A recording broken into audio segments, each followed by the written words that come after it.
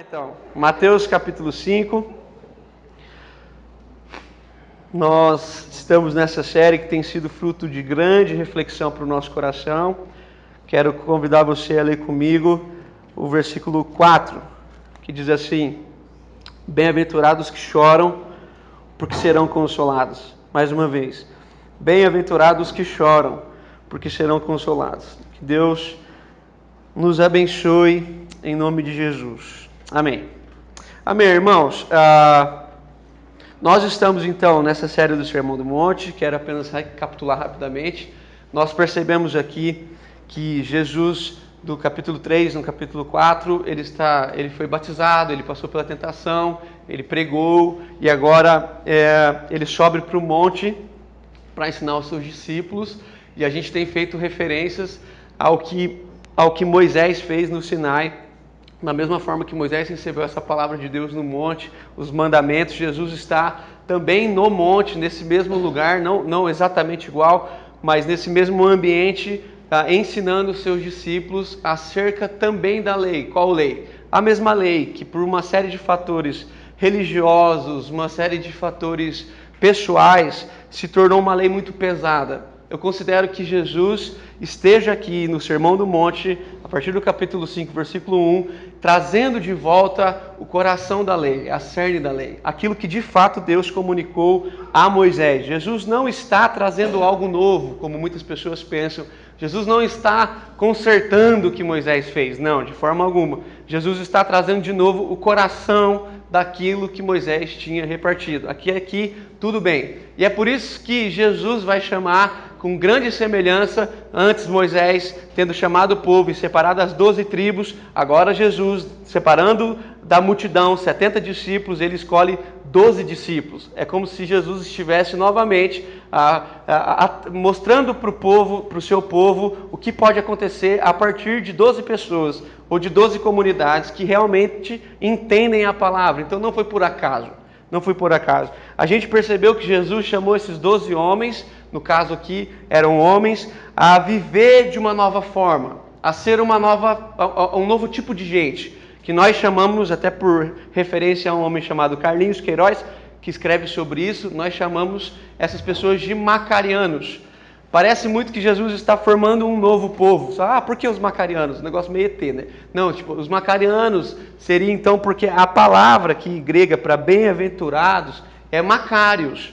Então, macários, ele colocou isso, eu achei muito legal, esse povo feliz, como a gente compartilhou na semana passada. Feliz por quê? Porque encontrou com Jesus. Feliz por quê? Porque entendeu o Evangelho. Feliz porque agora eles são felizes. E não colocam a sua felicidade numa perspectiva futura. Não colocam a sua felicidade naquilo que podem encontrar. Não colocam a sua felicidade naquilo que podem receber. Eles simplesmente são felizes porque já se encontraram com Jesus ou foram encontrados por Ele. Então é uma convicção de vida e não uma expectativa de sentimento. Nós somos isso aqui. Nós somos felizes. A felicidade entrou em nós. Porque o Espírito de Deus veio morar em nós. E Jesus é a alegria. Então nesse sentimento... nós somos, assim, esse povo feliz. Aqui nós também vimos que Jesus vai chamar esse povo para ser sal e depois a gente vai compartilhar um pouco sobre isso. E aí nós entramos na primeira bem-aventurança, que é bastante difícil de se entender. Todas são. Eu só não me arrependi de ter feito essa série porque de fato está abençoando muito a nossa vida, porque é muito difícil. É muito difícil. E Jesus vai falar em primeiro lugar que os bem-aventurados são os pobres de espírito, porque deles é o reino dos céus. E aí a gente compartilhou aqui no domingo passado que os pobres de espírito são considerados os miseráveis. Não os miseráveis economicamente, mas aqueles que diante de Deus sabem que são miseráveis. Por isso a palavra pobre aqui significa aquele que se inclina perante o outro. Então é como se nós, perante Deus, devido à sua grandeza, à sua magnitude, à sua majestade, nós nos inclinemos diante dele. Porque ele é o Todo-Poderoso e nós somos assim, miseráveis. E quem não se considera miserável não encontra o reino do céu. Porque o reino do céu não é apenas para os miseráveis, mas é para os miseráveis que foram encontrados por Jesus. E porque foram encontrados por Jesus, foram salvos pela graça. Então nós vimos aqui que pobre de espírito não significa pobreza econômica. Não significa pobreza econômica. Eu até brinquei, porque se significasse pobreza econômica, o próprio Mateus, que está escrevendo o texto, estaria de fora, porque ele era rico, economicamente. Então significa pobreza de espírito. É o convite de Jesus para que os ricos e os pobres economicamente sejam pobres de espírito. É o convite para o ser humano. Não é o convite para uma classe específica. É o convite para todos os homens e todas as mulheres.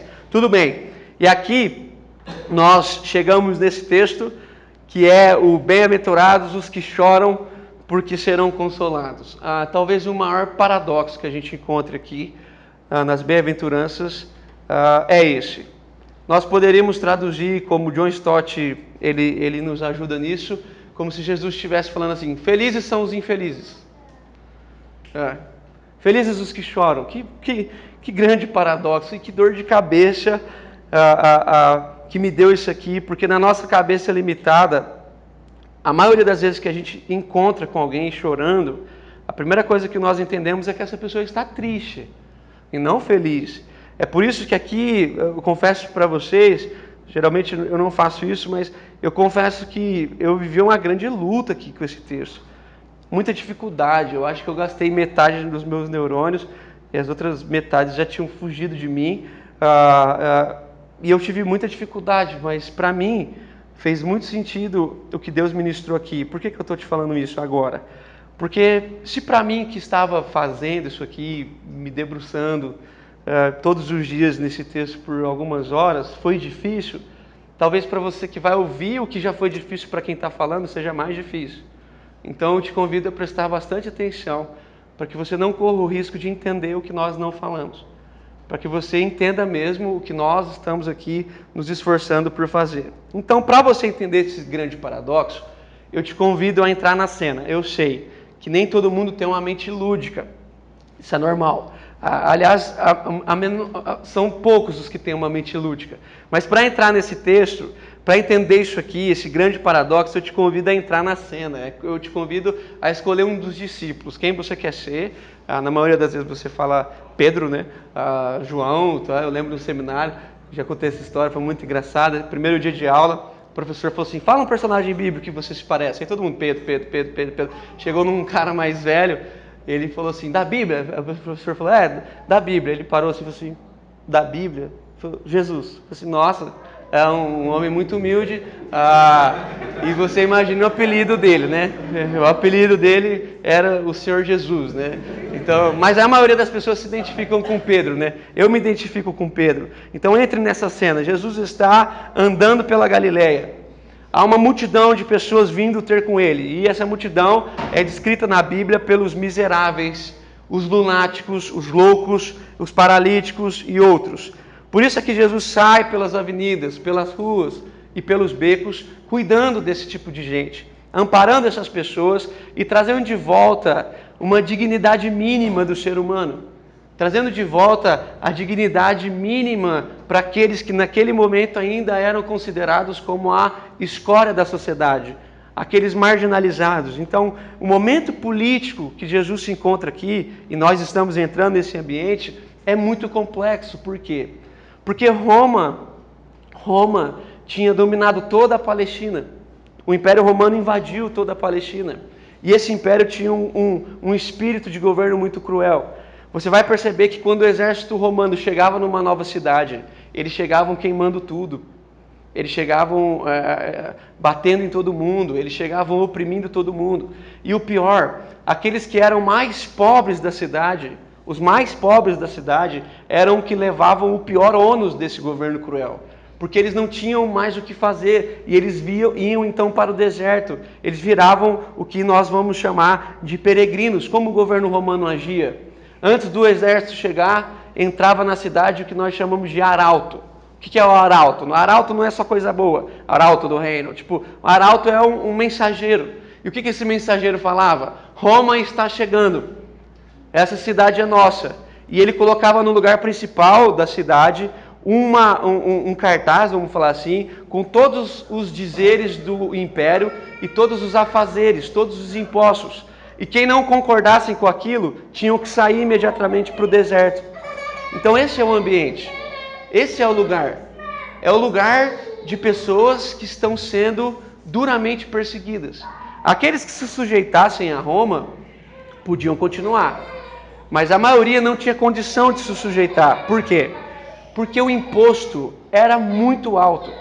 E é desse tipo de gente cruel que o César está impondo o seu governo. E esses que já eram pobres agora se tornam miseráveis. E por isso eles vão vagar por todos os lugares.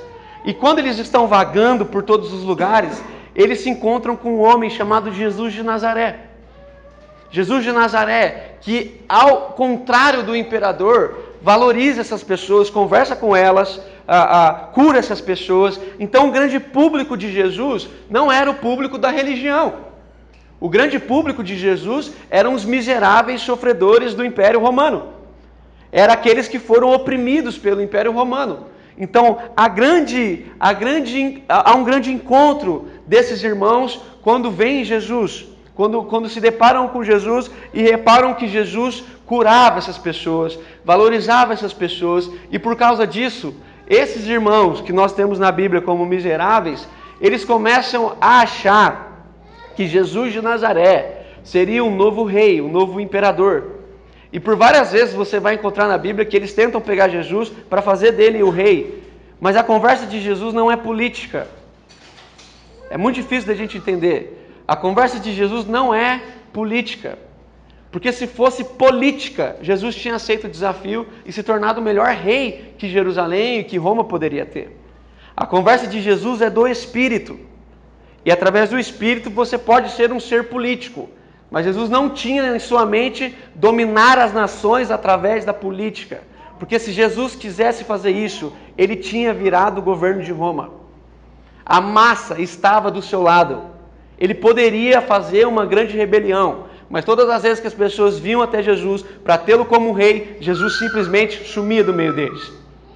Porque a conversa de Jesus é espiritual. E é por isso que Jesus, percebendo as multidões, você acompanha aí no capítulo 5, versículo 1, ele sobe ao monte.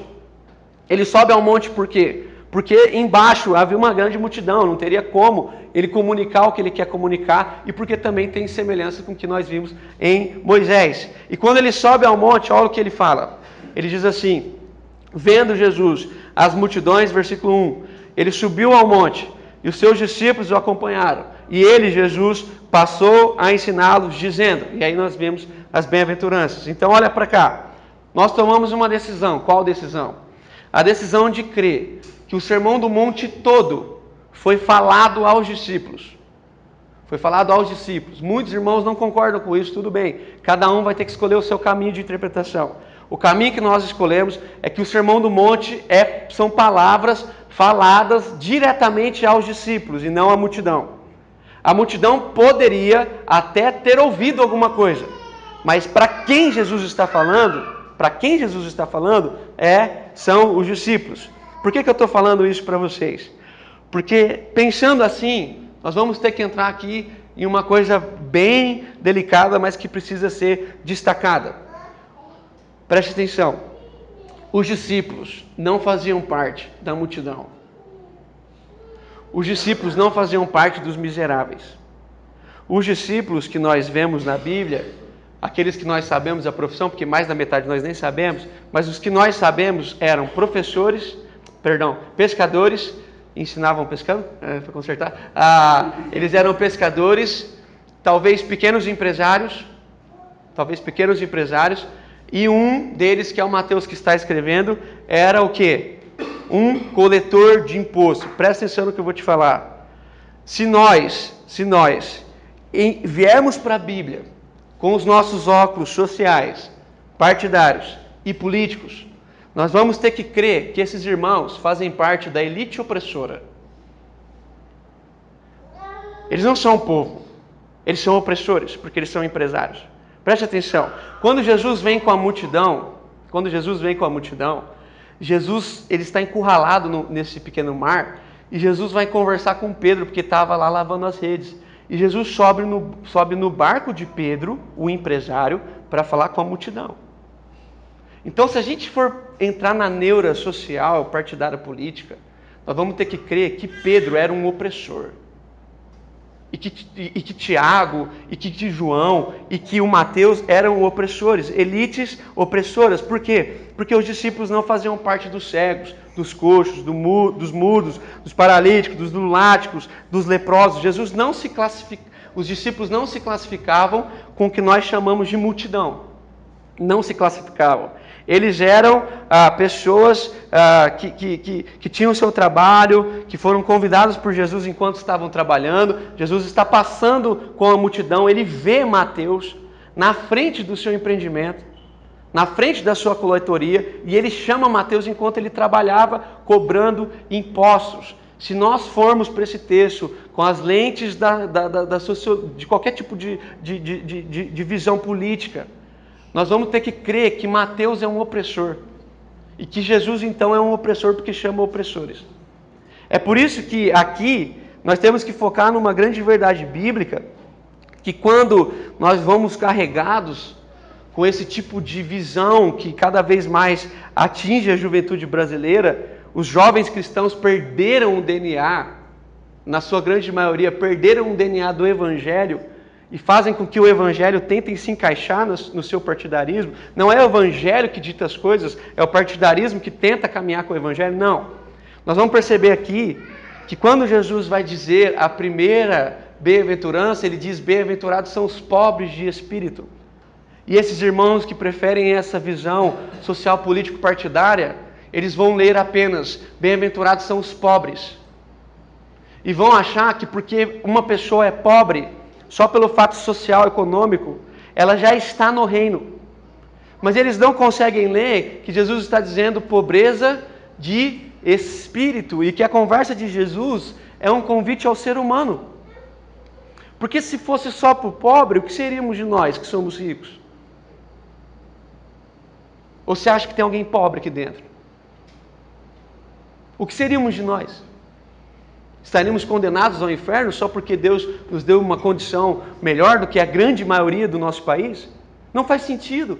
É por isso que o convite de Jesus é para o ser humano.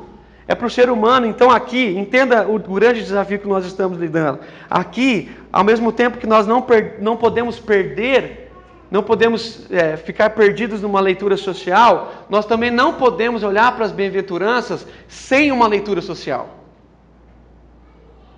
Que aí é um grande conflito. É um grande conflito. Porque essa leitura não é apenas social, ela deixa de ser totalmente. E não é. Aí os irmãos vão olhar e vão dizer assim: bem-aventurados os que choram pelos seus pecados.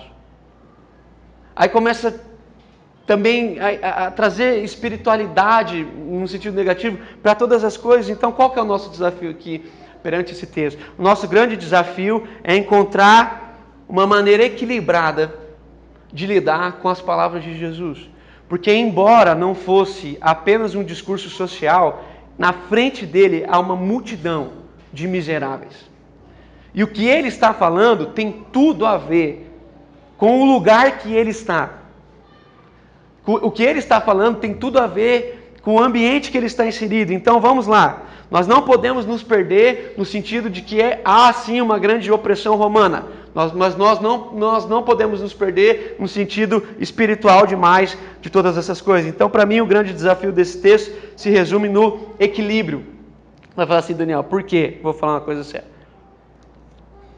Jesus, uma coisa que nossos irmãos não estão vendo, e eu tenho muita paz, ao mesmo tempo meio medo de falar isso, é que antes de dizer bem-aventurados são os pobres, para a mesma multidão, no capítulo 4, versículo 17, Jesus disse assim: arrependei-vos. Então presta atenção. Para a mesma multidão, Jesus vai dizer: arrependei-vos. Então não é a respeito da sua condição social. É a respeito da condição do ser humano. Todos nós precisamos de arrependimento. Então antes de dizer bem-aventurados, Jesus disse: arrependei-vos. Guarda isso no seu coração. A primeira palavra que Jesus proferiu em seus sermões foi: arrependei-vos. Não foi outra coisa. Então isso já classifica que Jesus, apesar de muitas vezes a gente ver que há sim um embate social em tudo que Jesus fala, Mas Jesus está lidando com a esfera espiritual. Então não é o fato de eu ser pobre, não é o fato de eu ser rico, é o fato de eu ser um ser humano. E segundo Paulo, todos os seres humanos carecem da glória de Deus, estão perdidos. Então Jesus vai falar com o ser humano, comigo, com você, independente das nossas classes sociais. Eu não posso, obviamente, dizer que o rico social, ele tem mais dificuldade de se considerar um pobre de espírito. Porque ele tem muito mais coisa para abandonar do que aquele que é pobre social. Mas independente disso, Jesus está falando para mim e para você, sejam pobres de espírito, se considerem miseráveis. E Paulo diz isso, miserável homem que sou. E aí depois nós vamos perceber que é para esses irmãos que Jesus fala do arrependimento, que Jesus vai falar para os discípulos, para ele, que eles seriam sal da terra, luz do mundo, ou seja, a espiritualidade que Jesus quer demonstrar para esses irmãos discípulos é uma espiritualidade que precisa conectar o que eles pensam de Deus com o que eles estão vivendo socialmente. Então preste atenção. Não tem importância estar chorando. Nossa casa a criança chora mesmo. Não fique incomodado. Não tem problema nenhum. Nós precisamos encontrar um ambiente onde a nossa espiritualidade se encontre com os desafios da nossa sociedade. E é por isso que Jesus vai dizer para esses homens, é por isso que Jesus vai dizer assim, olha só, olha o ambiente que vocês estão inseridos. Há muita pobreza, há muita miséria, há muita desgraça, e vocês são a luz do mundo. Vocês são o sal da terra. Então preste atenção, como é que nós, os seres humanos que foram chamados por Jesus e que agora têm o Espírito de Jesus, não vamos perceber que nós vivemos num ambiente de muita desigualdade? Nossa conversa não é só essa, mas como é que nós não vamos perceber isso?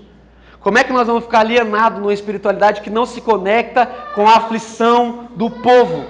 Então perceba, como é que eu e você não vamos ficar impactados por saber que é 50% do dinheiro de todo o mundo está na mão de 80 pessoas. Cabe nessa sala aqui os homens que retêm a riqueza de mais de 3 bilhões e 500 milhões de pessoas.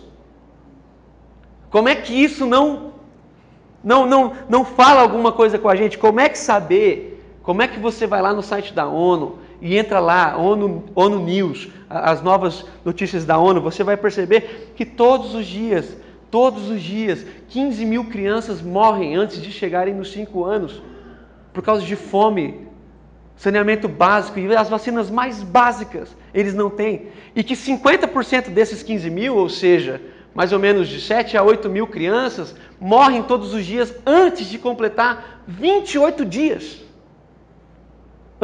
Sabe por quê? Essas vacinas básicas que nós temos aqui, ali, em qualquer posto, graças a Deus, nesse sentido, nós estamos bem amparados no Brasil, apesar de se achar que não, nós estamos bem amparados. Você não precisa pagar quase nenhuma vacina, você precisa pagar. Eu mesmo não paguei, eu fui todos no postinho. Mas como é que a gente dorme sabendo que no Brasil, no nosso país, 55 milhões de pessoas, ou seja, 1/4 da nossa população, está classificada como abaixo do nível de pobreza, que é o quê? Pessoas que recebem menos do que $5,50 por dia. E que dessas pessoas, 15 milhões estão abaixo do nível da extrema pobreza. Extrema pobreza, sabe o que é isso? Pessoas que vivem com menos de $1,90 por dia. 15 milhões é mais do que a cidade de São Paulo. É mais do que a cidade de São Paulo. Como é que nós não vamos entrar em alguns assuntos onde, na teoria, o Bolsa Família, ele tem que ser entregue uma bolsa para famílias que cada pessoa receba menos do que R$85 por mês. E se alguém da sua família que recebe menos de R$85 por mês, o governo vai lá te dar mais 95, ou seja, você fica com um incrível número de R$170 mês. E muitas pessoas friamente vão dizer que isso é uma fábrica de vagabundos. Como é que nós podemos pensar Isso, o que para muitos de nós, para quase todos de nós, ou se não todos nós, é um jantar, para mais de 15 milhões de pessoas é o que dá no mês. Então como é que nós não ficamos assustados com o fato de que até hoje, passado um mês do que aconteceu em Brumadinho, até hoje, eu olhei ontem, até hoje, 134 pessoas ainda estão soterradas. Como é que nós não vamos nos entristecer sabendo que 134 famílias não terão a honra sequer de enterrar os seus entes por causa de uma empresa que só visa o lucro? E o que o presidente ainda vai dizer na televisão, que essa empresa é a joia do Brasil. E que eles não podem ser julgados por um fato isolado. Pergunta que eu te faço. Você responde rápido na sua mente. Se fosse o Alphaville no lugar de Brumadinho, se a barreira tinha cedido, sim ou não? Fala a verdade. De forma alguma.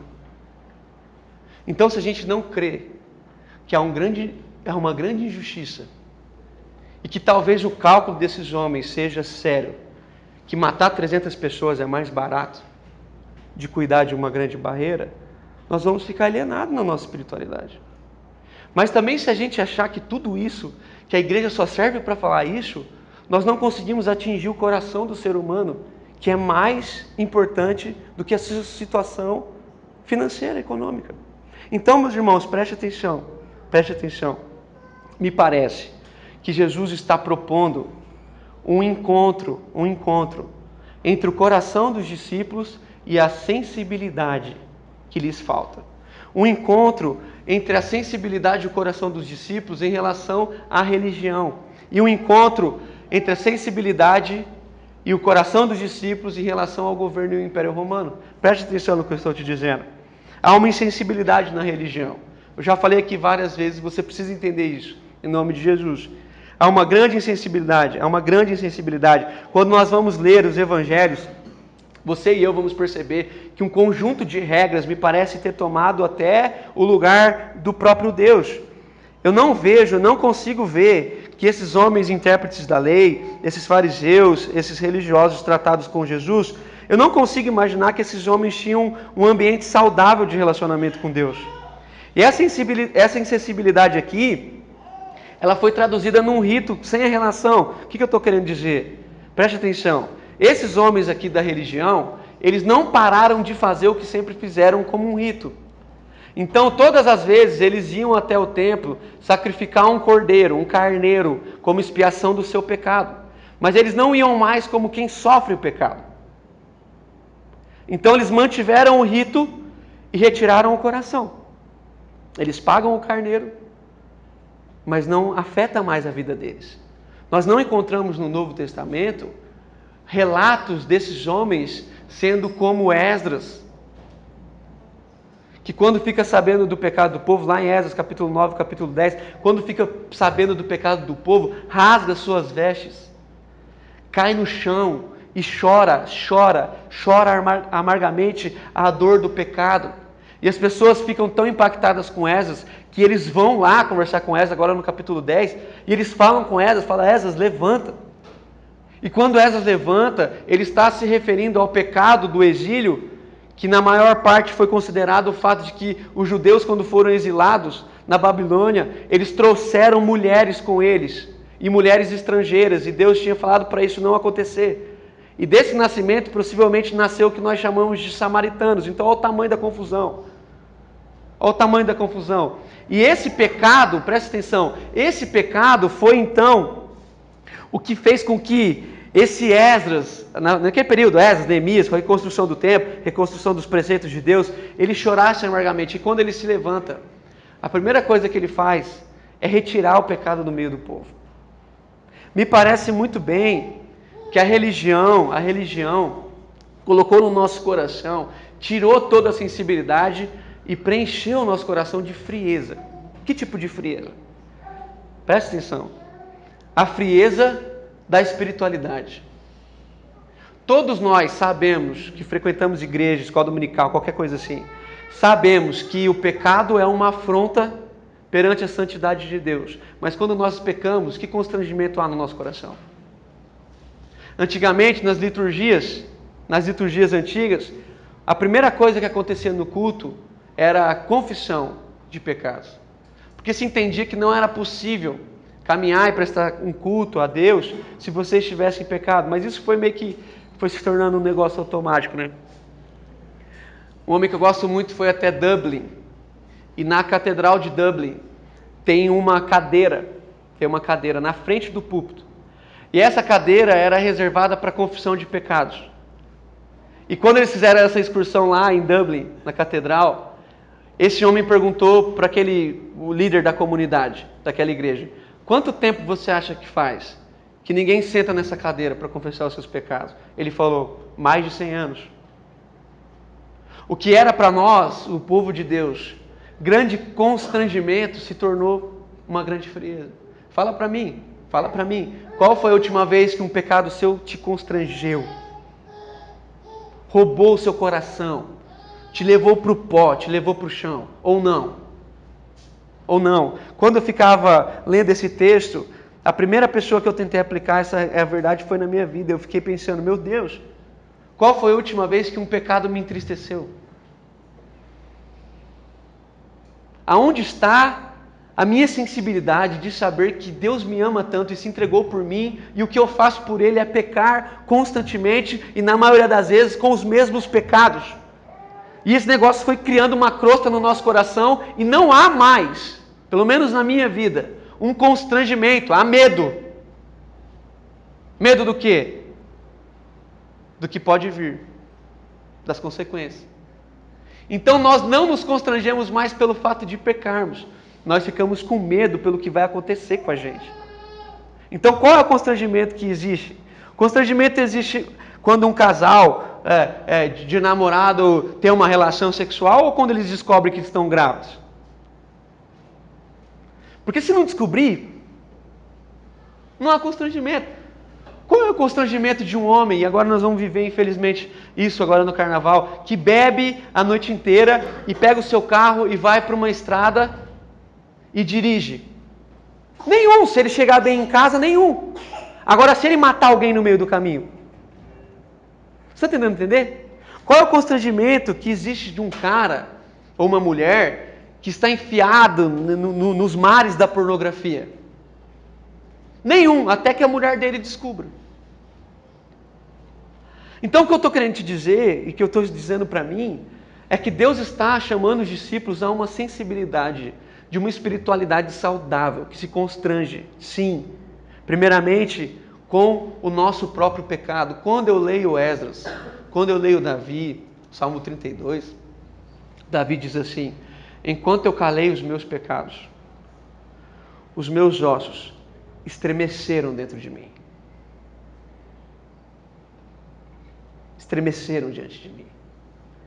Há um conflito. Então confessei os meus pecados, a minha iniquidade não mais ocultei. Então você vê um Davi antes, um Davi depois. Mas quantos de nós sofremos dores?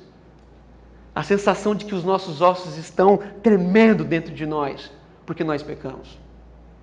Quantos de nós? Sejamos sinceros, o que aconteceu? Deus mudou ou foi a gente? Então eu quero crer que Deus está nos chamando também a essa sensibilidade. Há um homem chamado, você pode ler a história dele na internet, chamado David Brainerd. A história dele conta que ele é um missionário americano, depois você lê, viveu no século XVIII, foi um missionário no meio dos índios. Muito interessante a história dele. Esse homem morreu longe da sua amada, de tuberculose, pesando menos de 40 quilos no meio da tribo. E quando encontraram os seus diários, olha o que encontraram em uma das suas orações escritas, na sua devocional. Diz assim o diário dele: em minhas devoções matinais, minha alma desfez-se em lágrimas e chorou amargamente por causa da minha extrema maldade e vileza.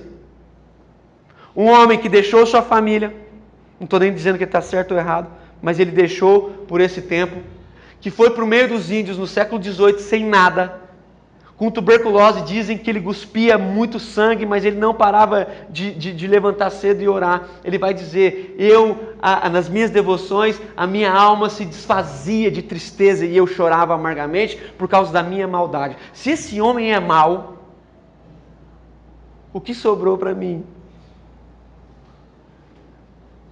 Eu temo dizer que quanto mais frios nós vamos ficando, certamente, mais hipócritas a gente vai ficando. É por isso que Jesus denunciou várias vezes o quê? A hipocrisia. Então preste atenção. Jesus diz assim para os discípulos: vocês precisam retomar a sua sensibilidade. Bem-aventurados são os que ainda choram. Preste atenção. Jesus está como quem dizendo: olha o que a religião fez, olha o que o império fez, olha o que a frieza da religião fez, olha o que está acontecendo. É como se Jesus dissesse para os discípulos: olhem para trás e olhem essa multidão.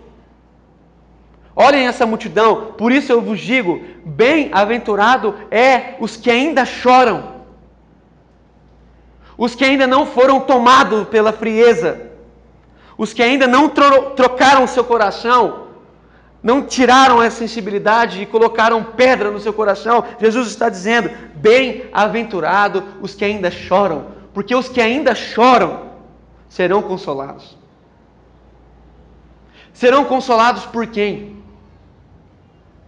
Pelo Espírito. Serão consolados quando? Sempre. Mas para sempre, o que nós chamamos de glória eterna. Então nós vamos ver uma coisa muito interessante, que o próprio Jesus chorou. Então entenda uma coisa: bem-aventurados que choram, não está falando aqui para os chorões. Bem-aventurados que são chorões, não é isso. Bem-aventurados que são frágeis, os que são fracos, não.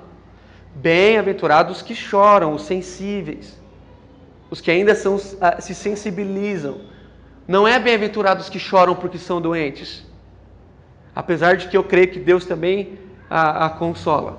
Mas o que Jesus está dizendo é bem-aventurados que ainda se sensibilizam. Por quê? Porque Jesus se sensibilizava. Eu leio na Bíblia por diversas vezes que quando Jesus olhava para a multidão, o que Jesus sentia? Compaixão. Jesus era o único pregador que, quando tinha uma grande multidão pregando, ele sabia pela sua sensibilidade o quê? Que aquela multidão estava faminta. Perceba, ele sabia.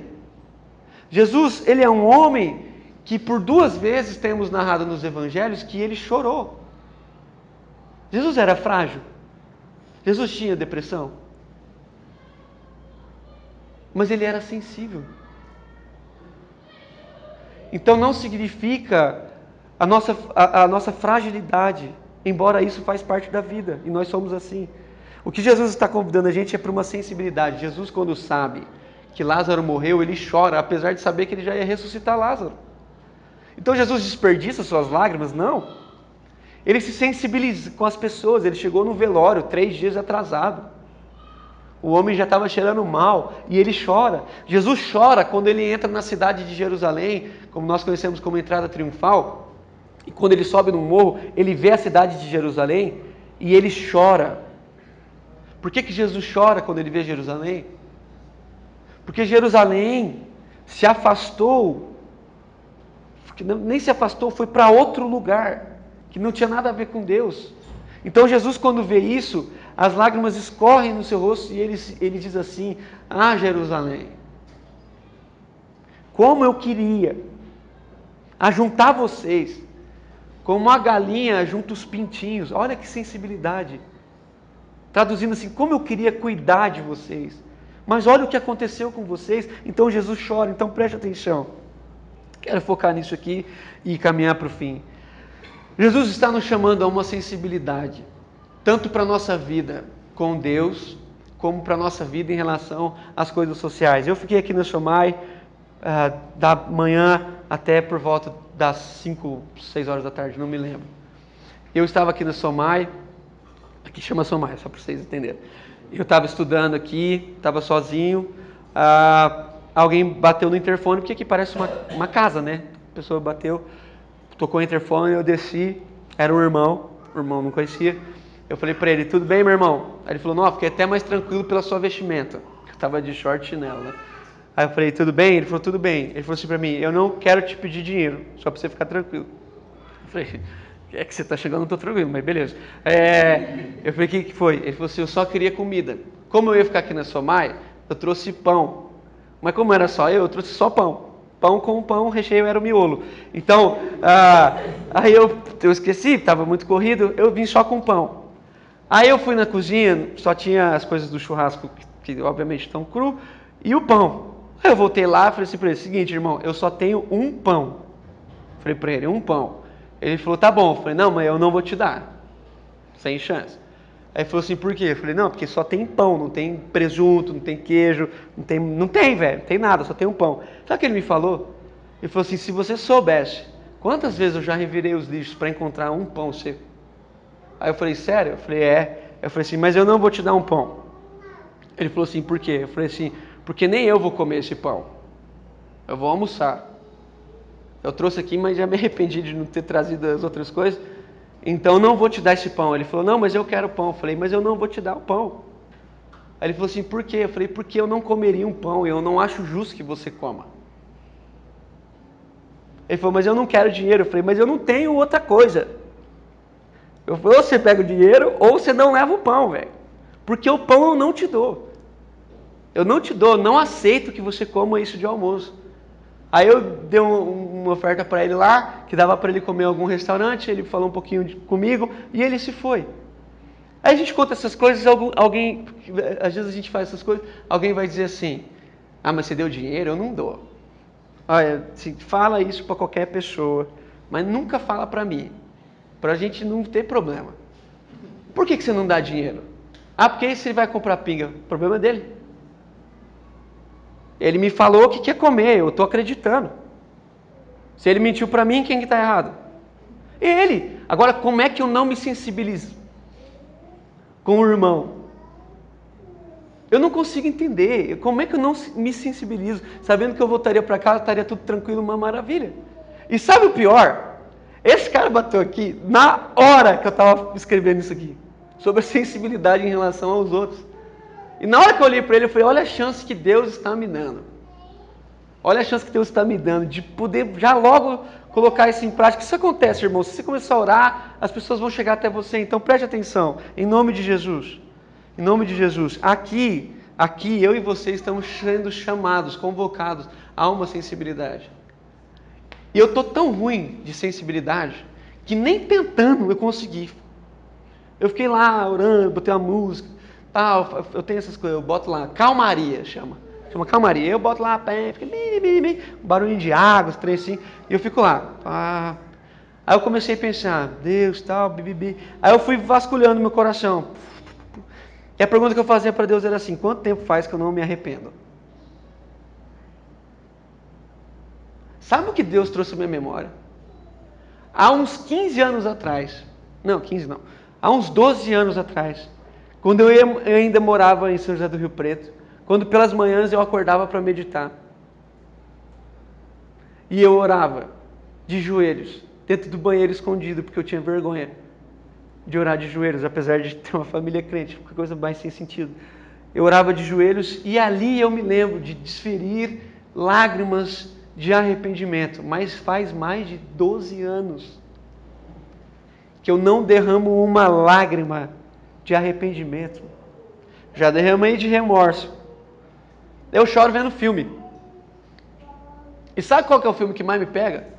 Olha como eu sou ruim. Filme de cachorro. Marley e eu, vai chegando no fim, eu já desligo e falo, é forte demais. Forte demais. Guerra. Coração valente, o cara cortando o pescoço. Comeu pipoca aqui, ó. Botou um cachorro pra sempre ao seu lado. Meu Deus. Eu começo a chorar. Aí eu fiquei, olha como eu sou ruim.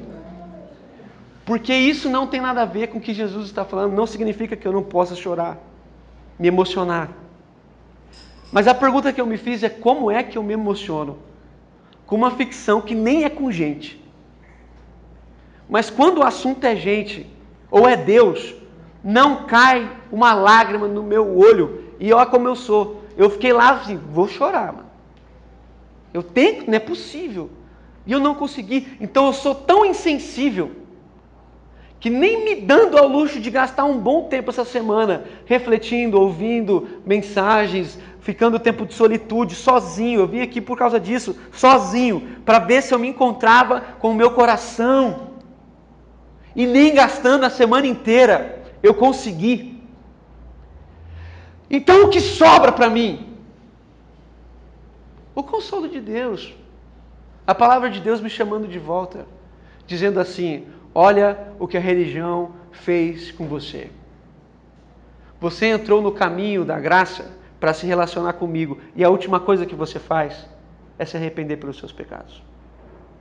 Você entrou no caminho da graça para cuidar dos seus irmãos, e a última coisa que você faz é se sensibilizar com os outros. Se sensibilizar com os outros. Estava aí a última história. Quinta-feira, busquei a Sara na escola, sentei na sorveteria ali, aquelas tipo Mac, que não é Mac, aquela casquinha tipo Chico, não lembro qual que era. Aí eu sentei com a Sara e tinha um menininho me olhando de bicicleta assim. Cara, ele tava muito assim, meu sonho era tomar um sorvete. Ele tava meio que falando pra mim, né? E a Sara se lambuzando de sorvete na cara, derrubava tudo.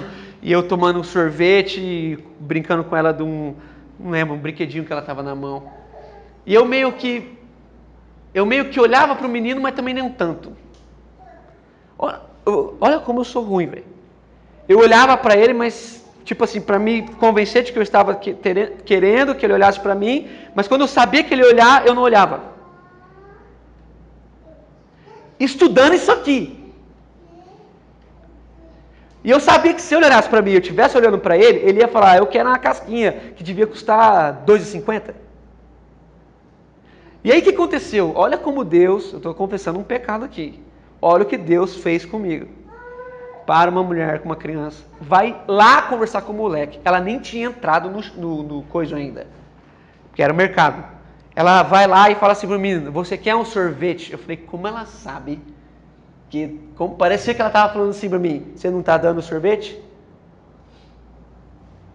Aí o moleque falou: claro que eu quero. E ele entrou, pegou o sorvete, saiu feliz da vida. E sabe o que ele fez? Ele gritou, esqueci o nome do menino, por exemplo: Felipe, olha! E correu para dividir com o cara. Aí eu fiquei bacana, né? Aí eu corri para casa e falei para Deus: o que está acontecendo com o meu coração?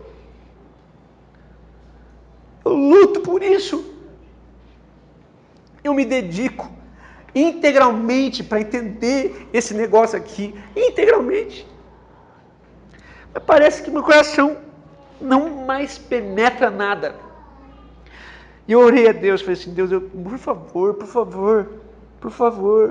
não faça mais isso comigo. Ou pelo menos não me deixe fazer isso com o Senhor. E quando eu li esse texto, eu perguntava para Deus: o que farei eu para encontrar-me de novo com a sensibilidade? Eu olhava para Deus e perguntava para Ele assim: Senhor, será que um dia novamente eu vou chorar porque pequei? Ou eu vou viver sempre com medo de que saibam o meu pecado? Então, em nome de Jesus, eu queria orar com você, porque quando Jesus diz: bem-aventurados os que choram, Jesus está dizendo assim: bem-aventurado os que ainda choram, apesar da religião, e apesar das mazelas, e apesar dos partidarismos, e apesar de tudo, bem-aventurado. Jesus está nos convocando à sensibilidade. Jesus está dizendo assim: eu fui aí e chorei, porque eu me sensibilizei. E Jesus não está dizendo assim: então saiam pranteando que nem os caras malucos. Não, Jesus está dizendo assim: de forma alguma, deixe com que a religião transforme o coração de vocês num coração de pedra. Então, em nome de Jesus, eu quero isso para mim, eu quero isso para você. Eu não admito uma religião que me distancie do meu Deus. Eu não admito uma religião que me leve para longe do Deus que veio na terra e se sacrificou por mim, e não há mais relacionamento no meu coração. E eu não admito uma religião que não cuide de pessoas. Por isso que eu não admito religião nenhuma.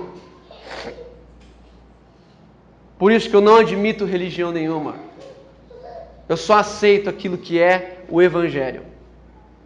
E que não fecha numa religião. Em nome de Jesus. Não é para a gente ficar triste. Porque Jesus está dizendo assim, ainda que vocês chorem, vocês serão consolados. Agora, quem não chora na sensibilidade? E Lucas vai dizer assim, ai dos que ainda ficam rindo. E Jesus vai dizer, bem-aventurados são os que choram porque serão consolados. Porque, escuta, vou falar e acabou. Aqueles que choram na sua sensibilidade em nome de Jesus, se encontrarão com o Pai. E com o Pai, será pelo Pai, terá suas lágrimas enxugadas. A palavra nos diz que aqueles que se encontrarão com o Pai, viverão num lugar onde não haverá mais lágrima, nem choro, nem dor, nem ranger de dentes. Está entendendo isso? A palavra está dizendo, aqueles que se encontrarão com o Pai, terá as suas lágrimas enxugadas por Ele. Mas a palavra está dizendo, se nós não nos sensibilizamos, nós viveremos para sempre sofrendo do inferno. Eu quero me encontrar com o Pai. Eu acho que você também quer. Então, em nome de Jesus, queria que você fechasse seus olhos e revisitasse o seu coração nessa manhã. O que está acontecendo com você? Eu já falei comigo, confessei o meu pecado, a minha dureza. Às vezes vocês pensam que eu sempre acerto. Não é verdade. Eu erro muitas vezes. Mas eu tenho por mim que Jesus está dizendo para os discípulos assim, ainda dá tempo de vocês viverem a verdade. Bem-aventurados são os que choram, vocês serão consolados. Em nome de Jesus, feche seus olhos. Feche seus olhos. Revisite o seu coração. Pense, em nome de Jesus, pense.